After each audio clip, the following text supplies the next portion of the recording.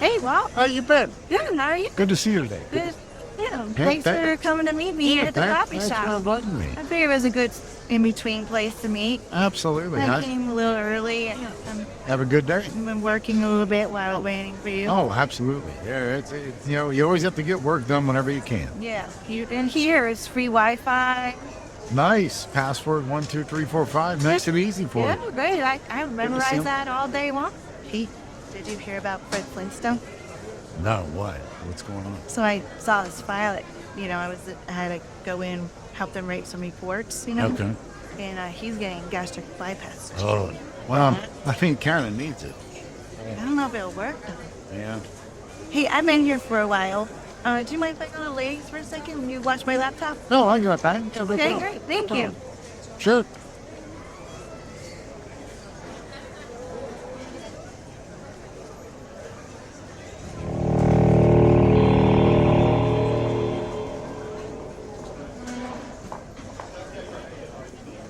Hey, Ben.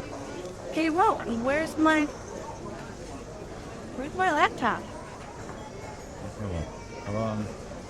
Cool. That's not good. Dang.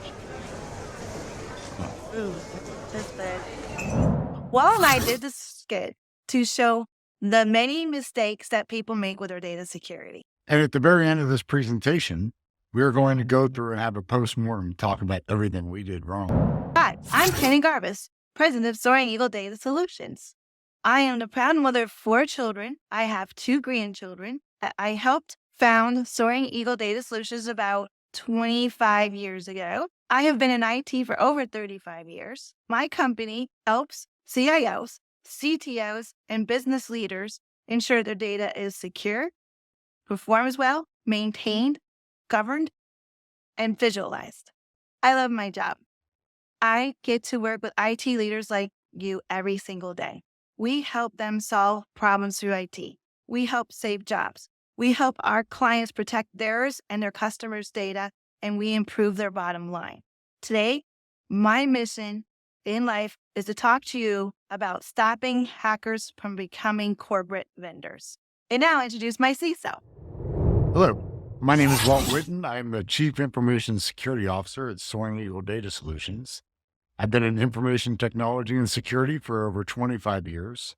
My current certifications are the CISSP and the CEH, and I achieved my master's degree in information security and assurance. I am on a personal mission to provide affordable cybersecurity solutions to all businesses in Tampa Bay. The hacker industry is a $15 trillion industry right now and growing. Many companies are creating budget line items to pay ransomware. 60% of all hacking is targeted towards small and medium businesses. The former head of the FBI, Robert Mueller, said there's 2 types of companies. Those are going to get hacked and those who have been. Well, can you please share some insight on hackers' methodology, what their thinking is, what their strategies are? Absolutely. Cybersecurity experts like me explain the hacker methodology in 5 easy steps. The very first step is actually the reconnaissance step. Unfortunately, reconnaissance is usually done on less active days in the office, maybe a holiday, maybe a lot of vacations. During this phase, this is where they actually gather their initial information. They take information that is publicly accessible. They determine maybe some of your network ranges. They identify active machines that are actively on the web and accessible worldwide. Discover open ports and access points. They will additionally uncover services that are tied to some of those ports. And that entire process, generally speaking, takes about 5 hours. The next phase is actually the exploitation phase. The exploitation phase is actually a phase where the criminal organization has pre-programmed pieces of software or scripts that they will run to determine the vulnerabilities that you have on some of these systems. That network map that they have written from the previous reconnaissance phase allows them to write out systematically everything that they need to do to gain access to your systems. Unfortunately, at that point in time, once that second phase is done, the initial access is gained. The next phase that happens is called privilege escalation. The privilege escalation is essentially the go time for the criminal organization. They are inside your company. They are trying to determine with the access that they have what access they can get into, maybe very specific servers or databases. And then they try to build that up. They try to escalate their service from a privilege perspective so that they can try to gain what is called administrative rights to that machine. This next phase is the persistent stage. The persistent stage is where the criminal organization starts to prepare and stage servers so that they can start the process of offloading your data. All of your company data, your sensitive information, your PI, everything that you have, they are working on trying to get out of your organization so that they can control it. Because then that leads into our final stage of the data exfiltration or the manipulation. Either one of those is going to cause mass harm to your organization. The data exfiltration is they are going to steal all of your data, all of your sensitive information, all of your private information. They're going to do what they want with it. The manipulation portion of this, that is commonly referred to as ransomware. So they take all of your information on all of your servers, everything that you have and how you operate, and they turn that into an encrypted file, forcing you to make a decision, either pay them or not. Unfortunately, many companies make the wrong choice and they pay the ransomware. So, Walt, why is it so bad to pay the ransomware? Well, I can give you two reasons. Unfortunately, number one, you become a repeat customer. They will leave a back door and make you pay again. And number two, they really suck at giving you all your data back. You're lucky to get 80% of your data.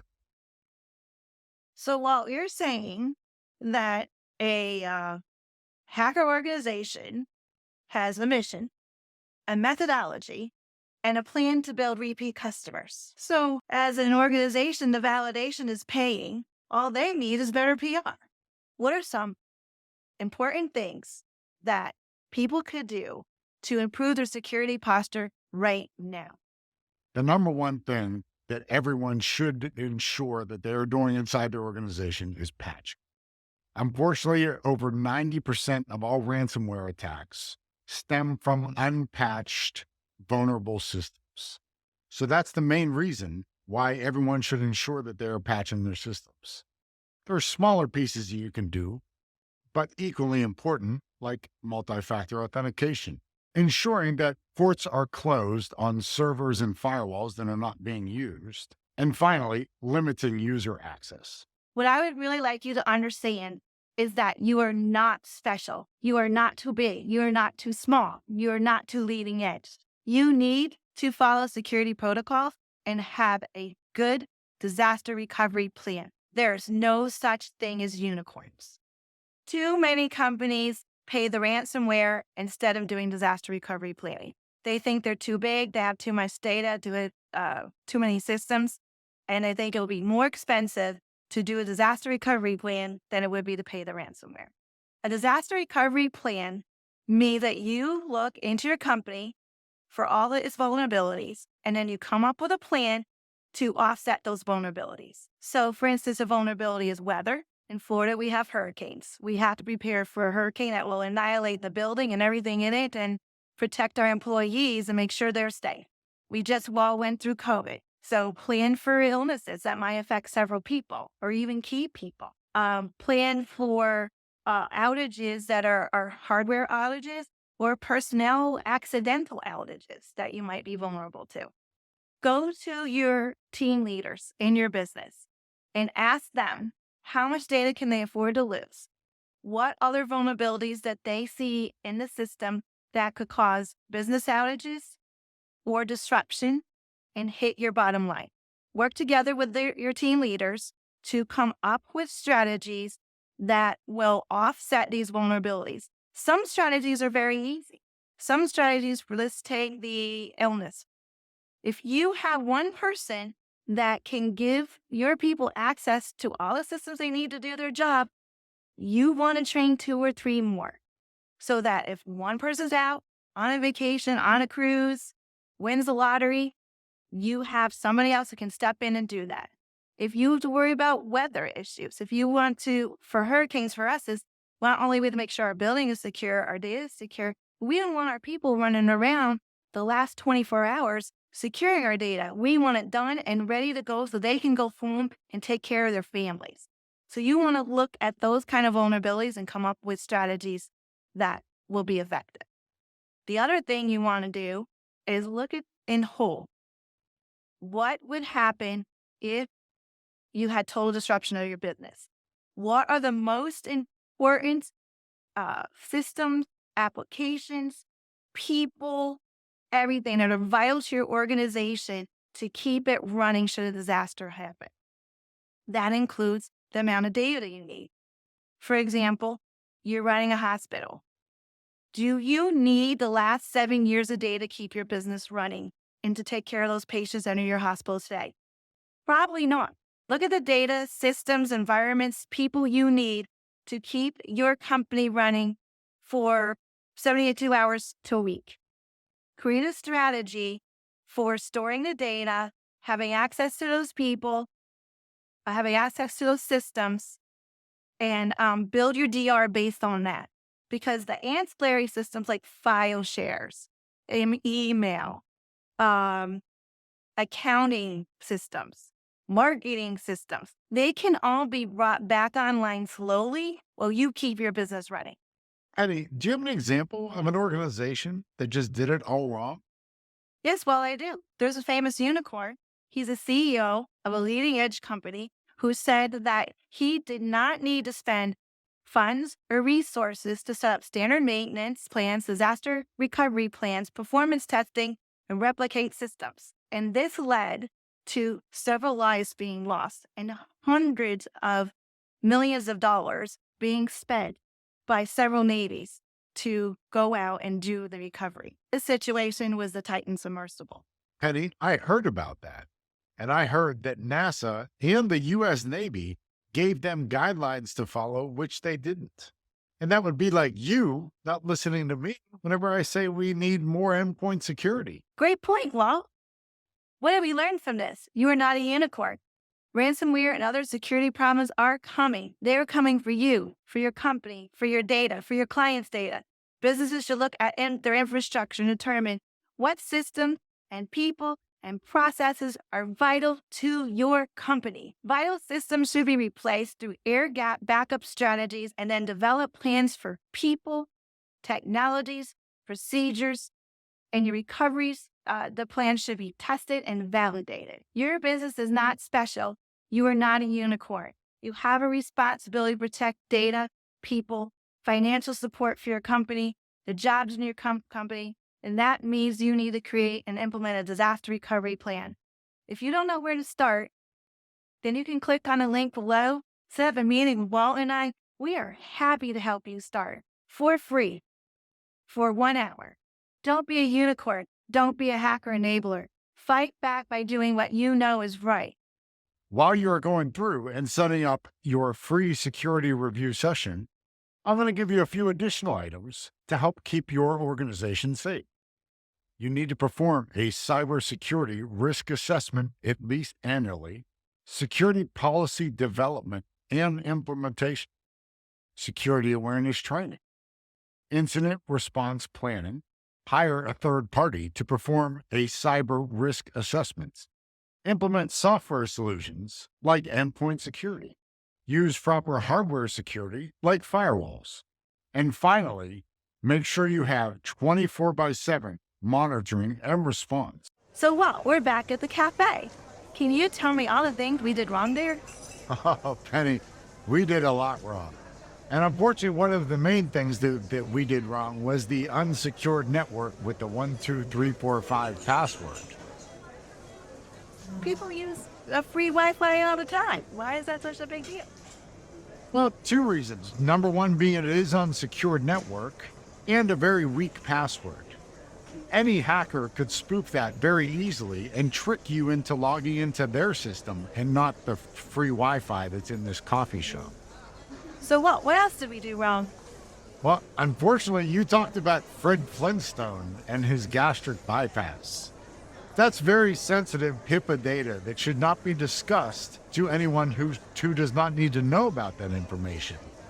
And on top of that, we're in the middle of a coffee shop to where anyone who was around us could have heard any of that information that we were talking about. You're right. My bad. And also, we had the laptop here in the first place. So number one, it was a corporate laptop that we had in a public area.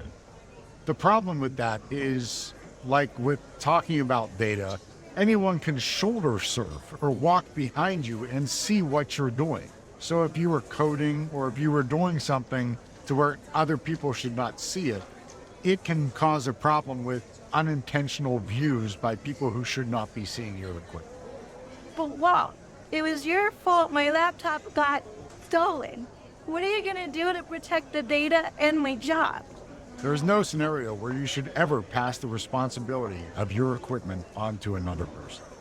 Fortunately for the company and your job, we use the industry best practices to secure our endpoints, like multi-factor authentication and whole disk encryption. Walt, thank you for your lessons today. No problem. Thank you. What we would like you to take away is this: you are not alone. We are here to help you. It starts with you signing up with your 1-hour free security consultation. On behalf of Walt and I and Soaring Eagle Data Solutions, we want to thank you for attending this video conference today. Stay tuned because there are more lessons to be learned.